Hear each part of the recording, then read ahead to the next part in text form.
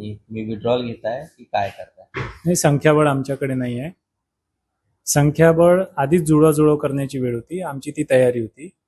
मात्र गरीब आदिवासी भागातले जे नेतृत्व करणारे आमचे त्या ठिकाणून निवडून आलेले आमचे सदस्य होते, ते जास्तीत जास्त सदस्य आधीच चालले गेले. नॉमिनेशन फाईल केल्यानंतर अजून सदस्य चालले गेले.